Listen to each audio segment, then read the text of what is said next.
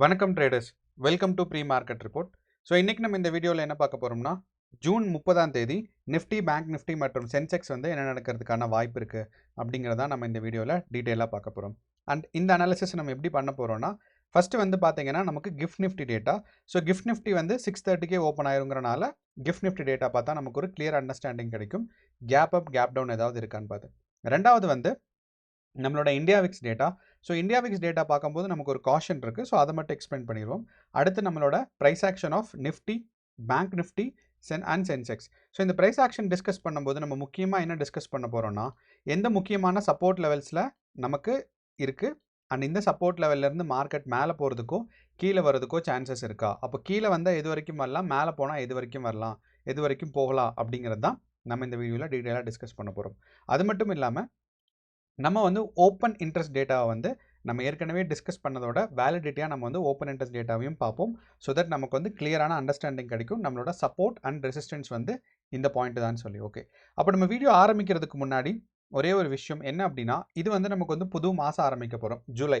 So இப்போ வந்து இதுதான் வந்து ஜூன் மாதத்தோட கடைசி ட்ரேடிங் டே. அதுக்கடுத்து நம்மளோட ஜூலை அப்படிங்கிறனால இந்த நியூஸ் பேஸ்ட் ட்ரேட் பண்ணுறவங்க இல்லைனா இந்த நியூஸ் வந்து கொஞ்சம் இம்பேக்ட் பண்ணும் நம்மளோட ஒரு ஸ்டாக்ஸையும் முக்கியமான இண்டெக்ஸஸ் எல்லாம் இம்பேக்ட் பண்ணும். ஸோ அப்படிங்கிறனால நம்ம வந்து இந்த economic calendar, stock results calendar and holiday calendar வந்து எப்பயுமே மாதத்தோட ஸ்டார்டிங்கில் பார்த்தா நமக்கு கொஞ்சம் நல்லது. இப்போ ஹாலிடே கேலண்டர்னு பார்க்கும்போது மே 1க்கு அப்புறம் பார்த்தீங்கன்னா ஜூன் மாதமும் ஜூலை மாதமும் சுத்தமாக லீவ் கிடையாது. மே மாதமும் 1ஆம் தேதியை மட்டும் விட்டுட்டோம்னா மே, ஜூன், ஜூலை 3 மாதமும் லீவ் கிடையாது. ஸோ அப்படிங்கிறனால இந்த மாதமும் நமக்கு வந்து 20 ட்ரேடிங் செஷன்ஸ் கண்டிப்பாக இருக்கும். ஒன்று. ரெண்டாவது நம்மளோட எக்கனாமிக் கேலண்டர். ஸோ இந்த எக்கனாமிக் கேலண்டர் பார்க்கும்போது நமக்கு வந்து நெக்ஸ்ட்டு ஒரு 20 டேஸ்க்கு, அதாவது 17ஆம் தேதி வரைக்கும் பார்த்தீங்கன்னா ஒரு ஸ்ட்ராங்கான இம்பேக்ட் பண்ணுற மாதிரி நியூஸஸ் வந்து ரொம்ப ரொம்ப கம்மியாக தான் இருக்குது. அண்ட் இந்தியாவிலேருந்து வர நியூஸஸ் வந்து 2-3 தான். ஒன்று வந்து பார்த்தீங்கன்னா industrial production year on year, அப்படின்னா இயர் ஆன் இயர் பண்ணுவாங்க. ஆனால் போன மேல விட இந்த மேல எவ்வளோ ப்ரொடக்ஷன் வந்து இன்க்ரீஸ் ஆயிருக்குங்கிறத பார்ப்பாங்க. அடுத்து வந்து பார்த்தீங்கன்னா WPI அப்படின்னா கன்சியூமர் இன்ஃப்ளேஷன், அதாவது இந்த இன்ஃப்ளேஷன் பார்க்கும்போது இயர் ஆன் இயர் ஜூனுக்கு எவ்வளோ இருக்குது, இது வந்து inflation rate, normal inflation, whole inflation rate. So இதுதான் பார்த்தீங்கன்னா நம்மளோட இந்தியாவில் இருக்கிற 3 முக்கியமான இது ரிசல்ட்ஸ் இந்த மாதம் வரப்போகுது. அண்ட் இதுவுமே பார்த்தீங்கன்னா பெரிய இம்பேக்ட் இல்லை. இம்பேக்ட் இருக்கிறது ஒரே ஒன்று தான், ஃபெடரல் ஓப்பன் மார்க்கெட் கமிட்டியோட மினிட்ஸ், அவங்களோட டிஸ்கஷன். ஸோ அது வந்து யூஎஸ் பேஸ் தான். ஸோ அந்த பேஸ் வந்து கொஞ்சம் மார்க்கெட்டை இம்பேக்ட் பண்ணலாம். அதுவும் 9ஆம் தேதி ஜூலை தான். ஸோ அப்போ ரிசல்ட்ஸ் வரும்போது நம்ம டிஸ்கஸ் பண்ணலாம். அடுத்து வந்து நம்மளோட ஸ்டாக் ரிசல்ட்ஸ். இந்த ஸ்டாக் ரிசல்ட்ஸில் பார்த்தீங்கன்னா இந்த வாரம் நமக்கு வந்து HDFC பேங்க்கும் அதே மாதிரி நம்மளோட டெக் மஹேந்திராவும் பார்த்தீங்கன்னா அவங்களோட டிவிடெண்ட் எல்லாம் அனௌன்ஸ் பண்ணுறாங்க. ஸோ திங்கக்கிழமை இன்னைக்கு பார்த்தீங்கன்னா நமக்கு வந்து இந்தியன் ஹோட்டல்ஸ் லிமிடெட் அவங்க வந்து அனௌன்ஸ் பண்ணுறாங்க. ஸோ இதை தொடர்ந்து நமக்கு அடுத்த வாரத்திலிருந்து பார்த்தீங்கன்னா ஒரு முக்கியமான ஸ்டாக்ஸும் அவங்களோட ஸ்டாக் ரிசல்ட்ஸ் Q1 அனௌன்ஸ் பண்ணுறாங்க. அப்படின்னா இது வந்து April to April stock results அப்படிங்கிறனால இந்த ஸ்டாக் ரிசல்ட்ஸ் டாட்டாவோட ஸ்டாக் ரிசல்ட்ஸ் அனௌன்ஸ் பண்ணுவாங்க. TCS, ஏன்னா TCS வந்து நிஃப்டி 50ல் ரொம்ப ஸ்ட்ராங்கான ஒரு ஸ்டாக்கு. ரெண்டாவது HCL டெக்னாலஜி, அதே மாதிரி பார்த்தீங்கன்னா JSW ஸ்டீல்ஸ் ரொம்ப முக்கியமானது. அடுத்து நம்மளோட பேங்க் ஸ்டாக்ஸான HDFC, ICICI, அதே மாதிரி டெக் மஹேந்திரா, இன்ஃபோசிஸ், ரெட்டிஸ் லெபார்டரிஸ், இவங்க எல்லாமே பார்த்தீங்கன்னா ஸ்டாக் ரிசல்ட்ஸ் அனௌன்ஸ் பண்ணுவாங்க. அப்போ இந்த ஸ்டாக் ரிசல்ட்ஸ் வந்து ஸ்ட்ராங்காக இம்பேக்ட் பண்ணும் நம்மளோட நிஃப்டி 50, பேங்க் நிஃப்டியில். அது மட்டும் இல்லாமல் அதோட இண்டிவிஜுவல் ஸ்டாக்ஸையும் பயங்கரமாக அஃபெக்ட் பண்ணும். ஸோ அந்த ஒரு காரணத்தினால இது மேலே நீங்கள் ஒரு கண்ணு வச்சுக்கிறது ரொம்ப முக்கியமானது. ஸோ இதுதான் வந்து இந்த மாதத்துக்கான நம்ம பார்க்க வேண்டியது ஒன்று. அடுத்து இப்போ நம்ம வந்து ஃபஸ்ட்டு வந்து அனாலிசிஸ்க்கு போயிடலாம். ஸோ ஃபஸ்ட்டு வந்து பார்த்தீங்கன்னா நம்மளோட gift Nifty data. So gift Nifty data ஏன் முக்கியம் அப்படிங்கிறது எல்லாத்துக்கும் தெரியும். இன்கேஸ் யாராவது மறந்துருந்தீங்கன்னா அவங்களுக்காக சொல்கிறேன். நம்மளோட இந்தியன் ஸ்டாக் மார்க்கெட் வந்து 9:30 to 3:30 தான். இது நமக்கு எல்லாத்துக்கும் தெரியும். அப்போது ஆனால் நம்ம கிஃப்ட் நிஃப்டி பார்த்தீங்கன்னா காலையில் 6:30க்கே தொடங்கிடும். எண்டாகிறது பார்த்தீங்கன்னா நைட்டு 2:30க்கு தான் மார்க்கெட் வந்து எண்ட் ஆகும். ஸோ அப்போது 6:30க்கு தொடங்கி அப்படியே over the clock midnight வரைக்கும் போயிட்டு நமக்கு அப்போ 6:30க்கு தொடங்கும் போது gap up, gap down, bullish moments, bearish moments நமக்கு அண்டர்ஸ்டாண்ட் பண்ணோம்னா 9 மணிக்கு நம்மளோட மார்க்கெட் என்ன இருக்குங்கிறது தெரியும். ஸோ அப்போது இன்றைக்கி நமக்கு மார்க்கெட் பார்க்கும்போது கிஃப்ட் நிஃப்டியில் மார்க்கெட் வந்து சைட் வேஸாக இருக்குது. அப்படிங்கிறனால பையர்ஸும் ஸ்ட்ராங்காக இல்லை, செல்லர்ஸும் ஸ்ட்ராங்காக இல்லை. ஸோ அதனால தான் மார்க்கெட் வந்து சைட் வேஸ் போகுது. அப்போ இது நம்ம எக்ஸ்பெக்ட் பண்ணலாம். ஸோ இப்போ நம்ம ஆல்மோஸ்ட் ரெக்கார்ட் பண்ணும்போது மணி வந்து பார்த்தீங்கன்னா 8:05. அப்போ ஆனாலும் அடுத்த ஒரு 1 மணி நேரம், 1.5 மணி நேரம் எப்படி மூவ்மெண்ட் ஆகலாங்கிறது தெரியாது. ஸோ அப்படிங்கிறனால இப்போ இருக்கிற டேட்டா வச்சு நமக்கு பார்க்கும்போது மார்க்கெட் சைட்வேஸில் இருக்கிற மாதிரி இருக்குது. அண்ட் நேற்று க்ளோசிங்கை விட இன்றைக்கி வந்து சின்னதாக தான் கொஞ்சம் பாசிட்டிவாக இருக்குது. அண்ட் இது வந்து நமக்கு ஸ்ட்ராங்கான ஒரு கேப் அப் இருக்குன்னு சொல்ல முடியாது. ஸோ மார்க்கெட் வந்து சைட்வேஸாக இருக்கிறதுக்கான வாய்ப்புகள் ரொம்பவே சிறப்பாக இருக்குது. ஓகே, ரெண்டாவது நம்மளோட இந்தியா விக்ஸ் டேட்டா. ஸோ இந்த இந்தியா விக்ஸ் டேட்டா ஏன் இப்போதைய நிலைமைக்கு இம்பார்ட்டன்ட்னு பார்த்தீங்கன்னா, இந்தியா விக்ஸ் வந்து ஒரு ஆல்மோஸ்ட் ஒரு லோவஸ்ட் பாயிண்டில் இருக்குது. ஸோ இந்த லோவஸ்ட் பாயிண்ட்னா நமக்கு வந்து இந்த லோவஸ்ட் பாயிண்ட்லேருந்து இந்தியா விக்ஸ் மேலே போக தான் முயற்சி பண்ணும். ஸோ இந்தியா விக்ஸோட ஆவரேஜே பார்த்தீங்கன்னா எப்பயுமே ஒரு 15லேருந்து ஒரு 13க்குள்ளே தான் இருக்கும். ஸோ இந்த லெவலில் இருந்தால் தான் நமக்கு வந்து India VIX sideways market, India விக்ஸ்க்கும் நமக்கு ஸ்டாக் மார்க்கெட்ஸ்க்கும் சம்மந்தம் இருக்காதுன்னு தெரியும். ஆனால் 15லேருந்து 13 தாண்டி கீழே போயிடுச்சுன்னா கண்டிப்பாக இது 13 வர்றதுக்கு முயற்சி பண்ணும் ஒன்று. அதே மாதிரி 15க்கு மேலே போயிடுச்சுன்னா திருப்பி ரிவர்ஸ் வரும். ஸோ அப்போது இந்தியா விக்ஸ் வந்து மேலே போச்சுன்னா நம்மளோட ஸ்டாக் மார்க்கெட்ஸ் கீழே போகும். அப்போது என்ன சப்போஸ் நம்மளோட ஸ்டாக் மார்க்கெட்ஸ் வந்து நிஃப்டியோ பேங்க் நிஃப்டியோ சென்செக்ஸோ மேலே போகிறதோ கீழே வர மாதிரி இருக்குது அப்படின்னா, இப்போ மூணுமே மேலே போயிட்டுருக்கு. ஸோ கீழே வர மாதிரி இருக்குது அப்படின்னா நம்மளோட இந்தியா விக்ஸ் மேலே போகணும். அப்போ அந்த ஒரு ட்ரெண்டை கன்ஃபார்ம் பண்ணுறதுக்கு நம்ம இந்தியா விக்ஸை யூஸ் பண்ணலாம். இன்கேஸ் நம்மளோட முக்கியமான இண்டெக்ஸஸ் வந்து டவுன்ஃபால் ஆச்சு அப்படின்னா நம்மளோட இந்தியா விக்ஸ் மேலே போகணும். ஸோ இந்த ஒரு ஞாபகம் வச்சுக்கோங்க. மார்க்கெட் ரிவர்ஸ் ட்ரெண்ட் ரிவர்ஸ் ஆகுதுன்னா நமக்கு வந்து இந்தியா விக்ஸை ரெஃபர் பண்ணால் நமக்கு ஒரு ஐடியா கிடைக்கும். அண்ட் இந்தியா விக்ஸ்ட்டை யோசிச்சு பார்க்கும்போது மார்க்கெட் டவுன்ஃபால் ஆகிறதுக்கான சான்சஸ் கொஞ்சம் அதிகமாக இருக்குது. ஸோ நம்ம மார்க்கெட்டுன்னு ரெஃபர் பண்ணுறது சென்செக்ஸ், நிஃப்டி 50 அண்ட் பேங்க் நிஃப்டியை மட்டும்தான்.